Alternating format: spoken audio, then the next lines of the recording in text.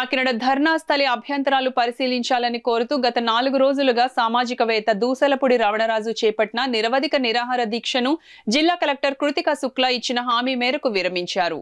అఖిలపక్షం నుండి ధర్నాస్థలి అభ్యంతరాల స్వీకరణకు ఫిబ్రవరి 5న ఆర్డీఓ సమావేశం నిర్వహించాలని కలెక్టర్ ఆదేశాలు ఇవ్వడంతో ఆర్డీఓ డీఎస్పీలు జిల్లా యంత్రాంగం తరపున దీక్ష శిబిరం వద్దకు పంపించి నిమ్మరసం అందించడంతో దూసలపూడి రమణరాజు దీక్షను విరమించారు.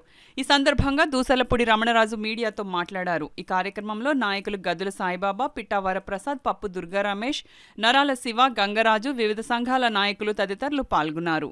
ప్రజా ప్రయోజనార్థంగా ఏర్పాటు చేయడానికి శాశ్వత నిర్ణయం తీసుకోవాలనే ఉద్దేశంతో అన్ని రాజకీయ పార్టీల యొక్క మద్దతుతో ఇక్కడ 4 రోజులుగా నిరాహార దీక్ష చేసినటువంటి క్రమంలో ఈ రోజున అఖిలపక్షం డెలిగేట్ బృందం కలెక్టర్ గారిని కలిసి నేరుగా విన్నవించిన తర్వాత ఆమె ఎస్పీ గారితో మాట్లాడి ఇక్కడికి ఆర్టీఓ కిషోర్ గారిని, డిఎస్పీ మురళీకృష్ణారెడ్డి గారిని పంపించి 4వ తేదీన సాయంత్రం 5 గంటలకి 5వ తేదీన సాయంత్రం 4 గంటలకి అఖిలపక్షంతో సమావేశం ఏర్పాటు చేసి అన్ని రాజకీయ పార్టీల నుంచి అభ్యంతరాలు, సలహాలు, సూచనలు స్వీకరించి కలెక్టర్ గారు, ఎస్పీ గారు సమన్వయంతో ఒక సముచిత నిర్ణయాన్ని ధర్నాస్థలి ఏర్పాటు విషయమై తీసుకోవడం జరుగుతుందని హామీ ఇస్తూ వారి నిమ్మరసం ఇచ్చి దీక్ష విరమింపజేశారు.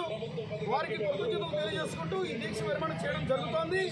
ఈ కార్యక్రమంలో CPM, CPI, TDP, BJP, Congress, Aam Aadmi, Mala Mahanadu, Madiga Dandora, అదేవిధంగా రాష్ట్ర పెన్షనర్స్ అసోసియేషన్, జనసేన, అదేవిధంగా ప్రజా సంఘాలు, పౌర సంఘాలు, బిఎస్పీ, ఆర్పిఐ, అన్ని వామపక్ష పార్టీలు కూడా ఈ దీక్షా శిబిరం దగ్గరికి రావడం జరిగింది.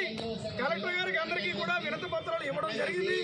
వారందరికీ కూడా మన కాకినాడ నగర ప్రజలందరి తరఫున కృతజ్ఞత అంజలి ఘటిస్తున్నారు.